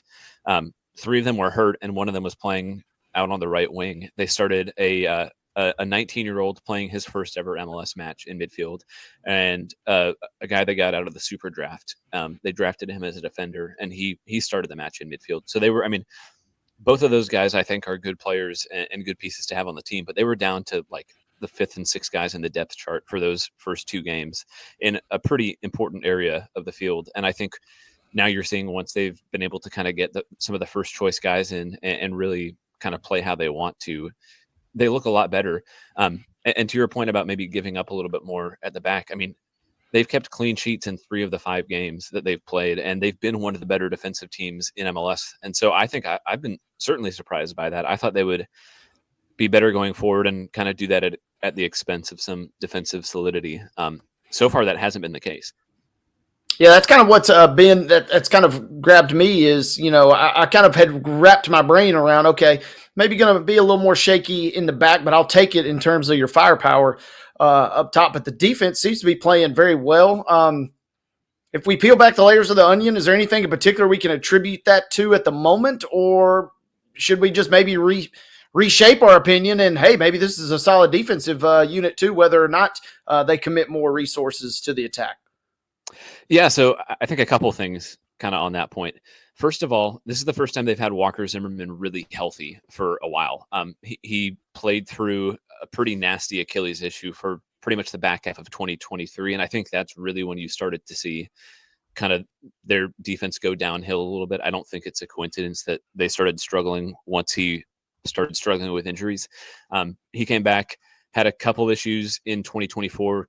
He had a freak kind of like a knee-to-knee collision with a guy that took him out for almost 2 months. And then I don't think he was ever completely 100% fit for the rest of the year. He's back. He's healthy. I think when healthy, he's probably one of the best defenders in MLS. I mean, he started games at the World Cup just 2 years ago. So he's a pretty elite defender. And I think having him healthy kind of just raises the entire defensive level around him. The other thing, they're pressing a lot more. And under Gary Smith, they were defensively solid, but they did it by just sitting pretty deep and absorbing pressure. So when they made mistakes, those mistakes happened a lot closer to their goal, and it was a lot easier to punish. Their lines are a lot higher just in general. So when they lose the ball, they typically lose the ball farther away from their goal, but they also press a lot. And so whenever they lose the ball, they get 4 or 5 guys around the ball and try to win it back quickly. So I think it kind of mitigates maybe some of the risk that you'd see from a team that likes to play with the ball, because they also get it back quickly. Ben, I'm also curious how much of this early season success is teams that have not now adjusted to Nashville's adjustment in a sense. Are we, is it going to get a little tougher as the season goes on? Obviously, the next match versus Cincinnati is going to be a barn burner no matter what, but are we going to see teams kind of now adjust to the new Nashville and things get a little tougher in your mind? Or is this something that is, maybe sustainable for the course of the season? Maybe a little bit of both. Is that a cop-out answer? It's a little bit, but we'll let it slide. Okay, cool. I think the 2-0 loss to the Red Bulls, I think Red Bulls are a team that like to press themselves. And so I think they knew how to play against Nashville. And I think they kind of took advantage of some of the areas that had kind of stood out as potential weaknesses. But the Philadelphia win, I think if there was a match that I would have expected Nashville to have been kind of exposed by, if that is the right word, I think it would have been that Philadelphia game. I think Philadelphia is one of the 3 or 4 best teams in the league so far. And Nashville went on the road and outplayed them and gave them their first loss of the season. So I think that maybe it's easy to look at the other 4 games and say, you know what, these are teams that Nashville should be beating. But that Philadelphia game, I think it gives it a little bit more legitimacy than you could say otherwise. But yeah, they play Cincinnati at home next Saturday. That's a huge matchup. And then I think that even tougher test is going to be going to Charlotte on the road the week after that. And Charlotte are one of the best, if not the best defensive team in MLS, and they're in really good form. So I think the next 2 weeks are going to tell us a lot about Nashville, but I do think it's something that's sustainable at a similar level to what we're seeing now for the rest of the season. Ben Wright of 615 Soccer joining us here on Main Street Sports today, presented by the Tennessee Orthopedic Alliance of Columbia. As we talk about the sudden surge of the boys in gold, the Nashville Soccer Club, scoreless tie at halftime on Saturday night before Alex Mule, Jonathan Perez, and Josh Bauer found the back of the net, and Joe Willis just continues to be impressive in goal. What did you feel like changed there from halftime on, Ben? Yeah, I think part of it was they just played better, and that's the very easy answer. But I do think they made a few shifts. I asked BJ Callahan after the game, and he said one of the little tweaks he implemented at halftime was pushing midfielder Gaston Brugman just higher up. He had been sitting pretty deep to just get on the ball, and instead Nashville pushed him up so that he and Hani Mukhtar were both kind of playing underneath Sam Surridge, and you saw it pay off. For the opening goal, Brugman plays a great ball to Surridge. He flicks it into space for Alex Muyl, and it's a goal. And I think at that point it had been a little bit cagey and maybe a little bit tense. And I think once Nashville pulled ahead, it forced Montreal to kind of come out a little bit more and chase the game a little bit more. And then I think that kind of that lent itself to Nashville scoring the other 2 goals. But yeah, this team can play with the ball, and apart from a couple games, probably most notably that Leagues Cup run back in 2023, Nashville really struggled to play with the ball. And so I don't think we've seen this kind of sustained ability to break down teams in possession really ever from this team before. So I think that's something that I'm certainly excited about, but I think it's also just, it's more fun for the fans. Like, people want to come and see a team that's fun to watch. And I think you've got that so far from these first 5 games. When this team scores 3 goals and Mukhtar and Surridge aren't connected to any of them, how big is that? Yeah, so they're not getting on the score sheet but they're playing really, really well. I mean, I think this is the best that we've seen so far from Sam Surridge. He's maybe not getting on the score sheet all the time, but he's doing everything else you want from a striker. I mean, he was the one who had the assist to Alex Wheel on the first goal. He's getting involved in possession. He's linking up really, really well. I think this is the best he's looked since he got to Nashville. And then Hani Mukhtar, I mean, he got 2 assists. And so I think you're finally seeing a team that has other guys who can step up and score goals. They've scored 8 goals and have had 7 different players score those. So Hani's finally not having to do all of it himself, and he's able to kind of be provider a little bit more than finisher. And I think that's a really, really an important role for him, and an important shift for Nashville just to become a little bit more balanced. They were a one-trick pony for way too long, and if you shut down Hani, you kind of shut down the whole team. And I think now they're showing they have some different dimensions in attack. Ben, that's all well and good, but how disappointing is it got to be that Hani Mukhtar does not even score a goal on Hani Mukhtar bobblehead night, which you were showcasing from Saturday night? It's a great-looking bobblehead, but how disappointed the fans got to be that they didn't get – in some way you feel like he got shortchanged a little bit. Yeah, and it was the day after his birthday, too. So I mean, come on, man. Double jeopardy there. I don't know if you saw, Nashville put out a video of Walker Zimmerman's kind of pre-match team talk. He's the captain. He got them all huddled up, and they like had a celebration all planned. And you could actually see a video. I think it was either on Josh Bauer's goal or on Alex Wheel's goal. One of them ran over and kind of tapped Hani on the head, and he did like the little bobblehead shake after he got the assist. So I guess they counted that to let him get in on the celebration. But it was a great team celebration. I think it would have been better if it was actually him on the score sheet. But he was fantastic on Saturday. I thought he had one of his better games in a while. That's an all-timer celebration. And Ben, I do got to ask you, kind of steering off just a touch, but we talked a lot about Zimmerman. What is his role going to be going forward with the U.S. men's national team, and how desperate are the U.S. MNT for any sort of good vibes right now after a really disappointing Nations League performance the last 2 outings? Very desperate, I would imagine. I think this is probably as bad as it's gotten before, especially now that Greg Berhalter's gone. I think a lot of people assumed that he was the issue, and once they hired, I'm using air quotes, but hired a legitimate European manager, everything would be fixed. And I think you're seeing that maybe a lot more of this is on the players than people had admitted previously. So yeah, I think it's pretty bad, and I don't know if it's going to get better before the World Cup, which is a bummer. But as far as Zimmerman, I mean, I had heard from I'd seen a couple reports that they were thinking that the U.S. was thinking of calling up maybe a more MLS heavy squad to the Gold Cup. I think there are going to be some issues having everybody available because it's at the same time as the FIFA Club World Cup. So you might not be able to call up everybody you want to. I would have expected Zimmerman to be one of those names, but honestly, after seeing how bad they looked in the Nations League, I wouldn't be surprised if Pochettino says, "Hey, we gotta call in everybody team we can and just see if we can kind of figure anything out before the World Cup," because they don't really have any meaningful games aside from this Gold Cup before you get to the World Cup next year. And so there is not much time to fix it. If I was him, I would want to have it as close to an A team as possible and just try to figure anything you can. I like that. Just bring in all hands on deck. We don't care what it takes. We just got to get some sort of result. We'll bring in whoever if we need to. That's what I would do at least. Yeah. Ben Wright of 615soccer.com joining us here on Main Street Sports Today, presented by the Tennessee Orthopedic Alliance of Columbia.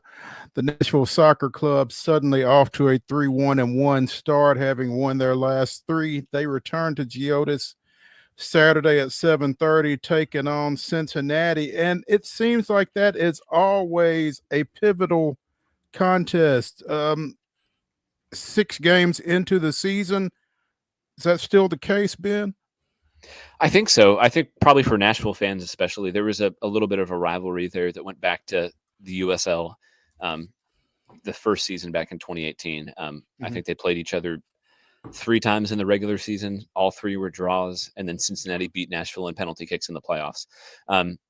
I think it's maybe a little bit one-sided. I think Nashville fans probably think of it as much more of a rivalry than Cincinnati fans do. But they've played each other really tightly in MLS. And Cincinnati is a team that Nashville have always played well against, even when they've been struggling. And I think now you're seeing Nashville playing well, and Cincinnati have struggled to find results a little bit. So I think it's going to be an interesting an interesting matchup, especially for Cincinnati, because they're coming in, and I think as much as Nashville wants to win, I think this is a pretty important game for Cincinnati to get back on track. So yeah, I mean, they're a really good team. I thought they were going to be one of the better teams in MLS coming into the season, and I mean, look, it's 5 games into the year, so anything can change, and I think they'll still be pretty good. But yeah, I think this is an important match for Nashville to continue this form and really kind of prove that this isn't just a scheduling quirk or anything like that, but it's because this team is legit, and I expect they'll come out and try to prove that on Saturday. Yeah, and is that? Oh, go ahead, Wade. I'm sorry. I was just going to ask, national perception-wise, I remember reading a preseason article on The Athletic, and they basically had kind of relegated Nashville to general obscurity, Ben. So I'm curious, we're kind of keeping tabs on this. How long before the word kind of gets out across MLS, especially if you go out and grab 3 points on Saturday, how long before word gets out amongst the rest of the East or the league as a whole that, hey, Nashville might have a little something going on this year in your mind? I think it's starting to. ESPN put out their power rankings earlier today and had Nashville at 8. And I think they'll probably be similarly high when MLS puts out theirs tomorrow. So I think people are starting to catch on. And I think a lot of people around the league have always rated BJ Callahan pretty highly as a coach. I think it was more just a question of if the signings they brought in were good enough, and if Hani Mukhtar and Sam Surridge especially were good anymore, which I always thought was a little bit of a look. Hani just turned 30. He was the MVP 2 years ago. I don't think players like that turn bad overnight. So I kind of always expected him to bounce back a little bit. And I think maybe other people didn't, but I think you're starting to see that Mukhtar is still good. Sam Surridge is still good. Callahan is really good. And the signings that Nashville brought in are much better than people expected. So I think it's going to catch on pretty quickly, especially if they can get a result on Saturday. So basically, Wade, you're asking how long it is before that tweet that Nashville SC put out about being back up gets around. Then is that it? Yeah, I'm just curious, and I kind of asked the same question earlier, I guess. But man, I'd like to steal as many wins and as many points before teams maybe start really, really taking. I know obviously every team is approaching the match seriously, but I feel like there's a slight element of overlook that's happening right now. That's why, Ben, I'm curious, how long can Nashville kind of fly under the radar? But eventually, I mean, they keep winning games. They're only 2 behind Philly and have already beaten Philly. So, I mean, in theory, you're 1 win away from ascending to the top of the East. So I don't know how much longer they can hold off on that. Yeah, I don't know. I think I might push back on the idea that they're going under the radar because I think they have a pretty clear identity, and I think teams kind of know what they're in for with BJ Callahan. Obviously, he hasn't been in Nashville for long, but he was an assistant coach at Philadelphia forever, and then he was with the U.S. national team, took charge as the interim for a while, and so I think he's kind of a known commodity. He has a very specific way that he wants to play, so I don't think it's necessarily that teams don't know what they're in for. I think it's more that if you shut down one avenue for Nashville now, they have others, and it used to be that they had one way that they could hurt you, and if you eliminated that, you were probably okay. But now if you close down Hani and stop him from scoring, they have guys like Ahmed Qasim and Sam Surridge and Gaston Brugman, and Jacob Schaffelberg will be back. So I think they're just a much more well-rounded team. I think they're not going to win every game for the rest of the year, but I don't think it's necessarily that teams are underestimating them and surprised by how good they are, especially at home. I mean, any home game in MLS, when you go on the road, you kind of know that the other team is going to be the one controlling the game and is going to be the protagonist. And I think if teams were able to just kind of get tape on other teams and kind of shut them down easily, it would just be much more of a thing. I think it's more that Nashville are just good. Ben Wright of 615 Soccer joining us here on Main Street Sports today. Ben, we appreciate you taking some time with us, and look forward to catching up with you, man. Yeah, thanks for having me. Hopefully I did half as good a job as Valair normally does, but glad I could fill in for him.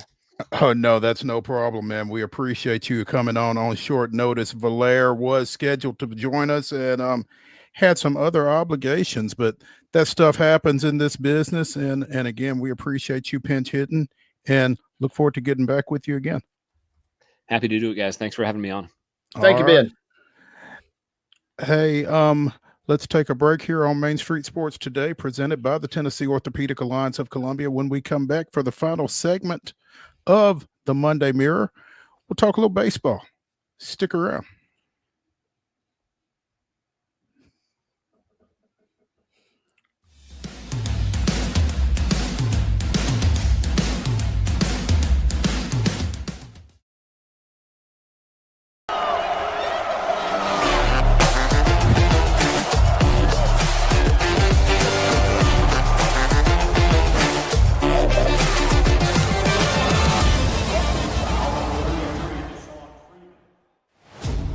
Only in Smashville are opponents welcomed with some good old-fashioned Southern hospitality.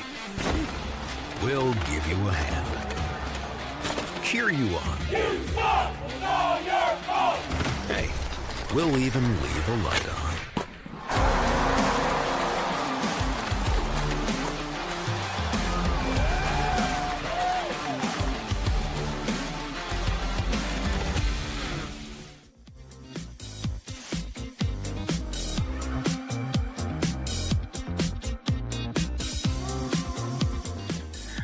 Final segment of the Monday Mirror here on Main Street Sports Today, presented by the Tennessee Orthopedic Alliance of Columbia. That's Wade Neely. I'm Maurice Patton. Let's get into a little baseball.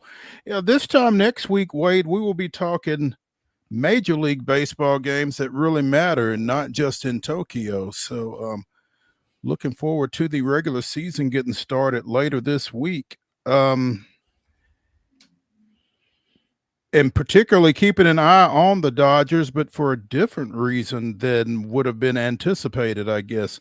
We talked last week about Mookie Betts not playing over in Tokyo because of some mysterious illness. Apparently, he is still being bothered by whatever was bothering him, has lost 15 pounds and has not been able to keep solid food down over the past couple of weeks. He was supposed to play yesterday against the Angels in an exhibition game, but did not. Was scratched late from that one.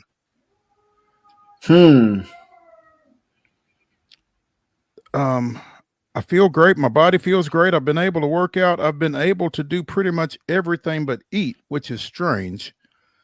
So the symptoms have kind of gone away. I just have to figure out how to get my stomach to kind of calm down. All of his routine testing and exams have been normal. And he is expected to be a long shot for Thursday's opener against the Tigers.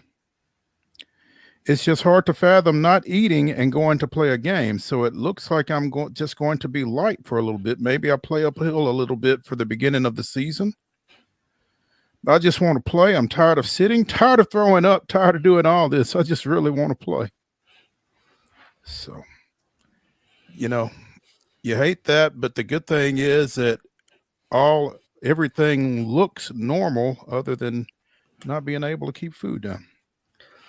Yeah, not a good situation. And like you said, and that's me and Mook's, his looks a lot different than mine, but we're right in that same wheelhouse. And the thought of going from 175 down to 157 in that short of a time span, I mean, this is something you see. We opened the show by talking about George Foreman and boxing. This is something you see when you're trying to make weight at a UFC fight or a wrestling meet, right? I mean, and those are scary enough as is. When you're not kind of in control of things, it makes it even scarier. And when you see the quote, "My body's just kind of eating itself," that is that's not good. And hopefully this is something that obviously, it almost feels like, hey, we'll get you out there on the field when we can get you out there. But this seems almost a little more alarming than anything, just from a health standpoint.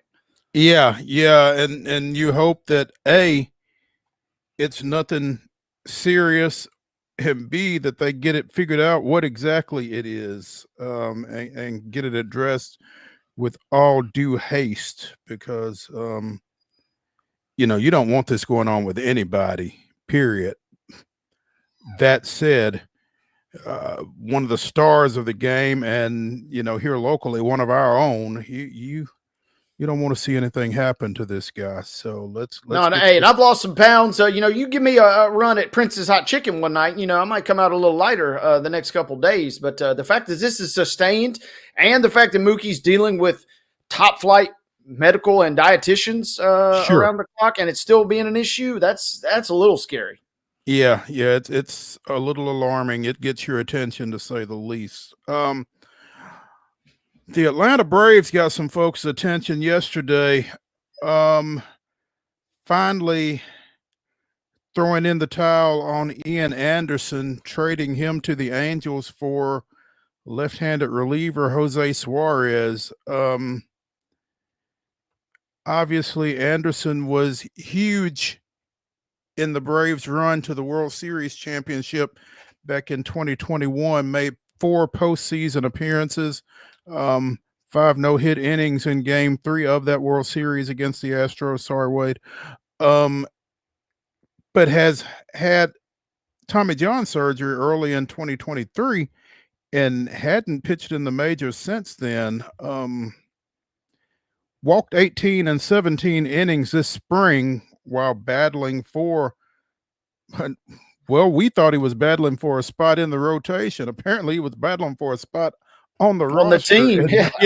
And, and did not get it. 2.65 ERA, but again, 18 walks in 17 innings, and it was starting to look more like he was going to come out of the pen, where those walks are even less abidable. So looks like he's going to be switching organizations, and the Braves picked up a reliever who needed a switch as well.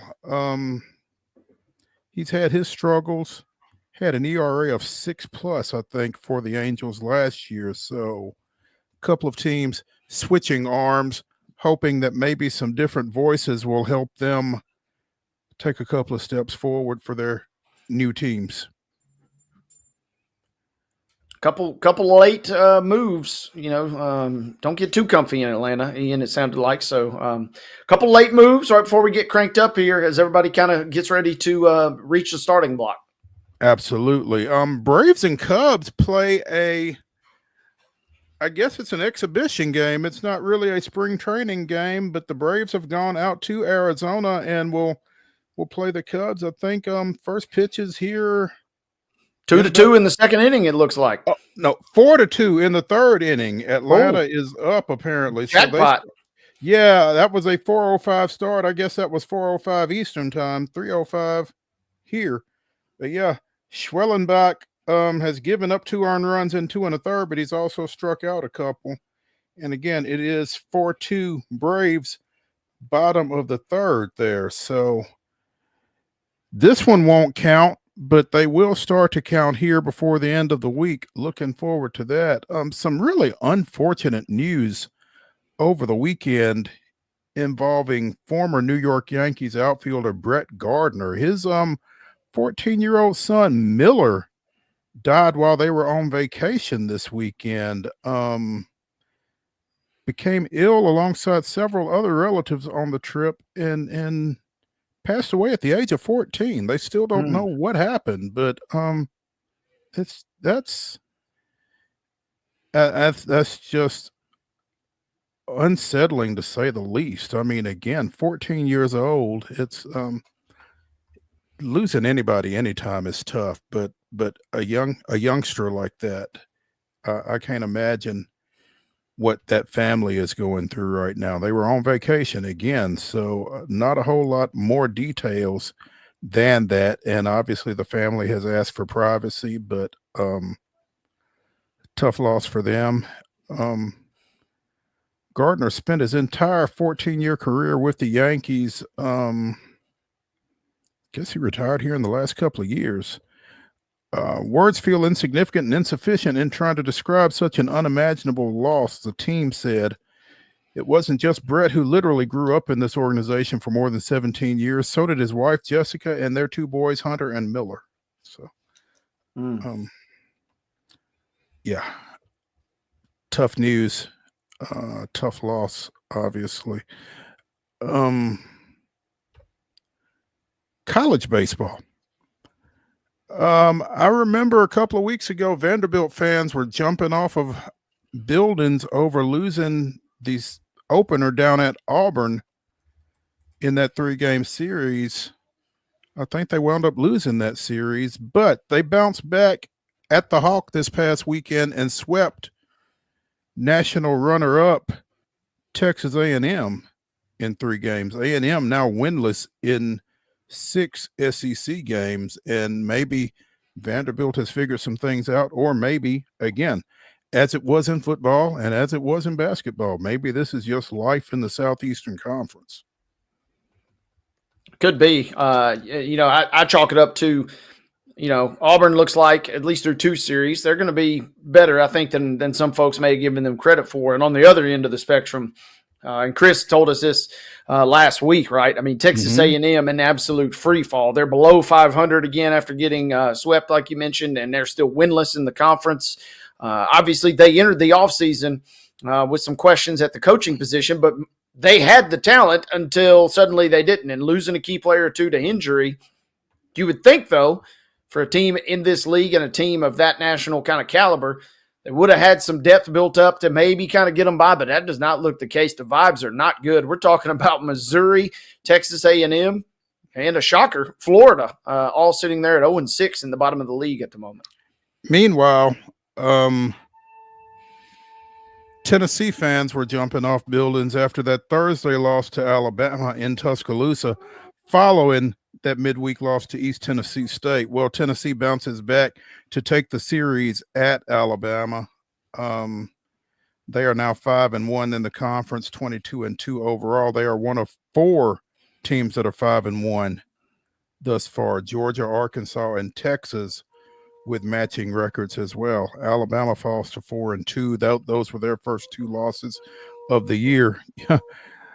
Goodness gracious, you've got 1, 2, 3, 4, 5, 6 teams at 4-2 in the conference at this point. Alabama, Vanderbilt, as you mentioned, Auburn, LSU, and Oklahoma are all 4-2. Kentucky 2-4.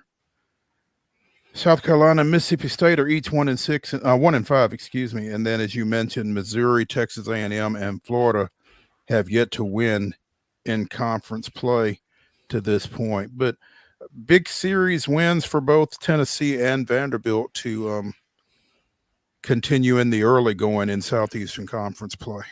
Yeah, good bounce back wins for Tennessee. Like you said, you can put the sharp objects up, and Rick Barnes has got them in the Sweet 16. So the March woes, at least for this weekend, have kind of been put away for another program too. Playing pretty well. Vibes are high for the baseball program. But yeah, the one that really, we know Georgia, and Chris has told us a number of times that Georgia could be kind of a real X factor in this league. But man, you're still it's kind of jarring when you look and you see the fact that Georgia goes in and absolutely pummels Florida and Gainesville like that, taking their Saturday game 17-2. I mean, that's just, we're not used to seeing that. I feel like this is all going to end up balancing out, though. This will be very similar to basketball. Tennessee might, at this point, maybe LSU, although they had a loss at least to Texas over the weekend. You feel like you might have 1 or 2 teams that could potentially, open up some distance and everybody kind of be chasing them. Throw Arkansas in there, I guess, too. But feels like everybody else is going to be so congested. And thank goodness for 3-game series because it's going to make it at least a little easier. If nothing else, it'll help you kind of figure out seeding later in the year. Kyle Larson wins at Homestead this weekend, just ahead of Alex Bowman. First win of the season, I believe, for Larson. Bubba Wallace third, Chase Briscoe fourth, and Denny Hamlin rounding out the top 5 there. We'll be talking to Heather Williams from WCYB TV in Johnson City on Wednesday to talk a little bit more about that. But yeah, big win for Larson there. Good win for them. And I'm looking forward to catching up with Heather and kind of getting the skinny on what went down. They did a lot better mode than, feel bad for our boy Vincent Love. The Ferrari team, all 3 of their drivers got disqualified Chinese 3 this weekend in F1, including Lewis Hamilton. So Ferrari off to a bad start. Larson, at least, the other maybe best driver in the world, other than Hamilton or Max Verstappen. He's sitting pretty after a nice win here home side. There we go. Hey, that's going to do it for the Monday Mirror edition of Main Street Sports Today, presented by the Tennessee Orthopedic Alliance of Columbia. We'll see y'all tomorrow at 2 o'clock. Have a great evening.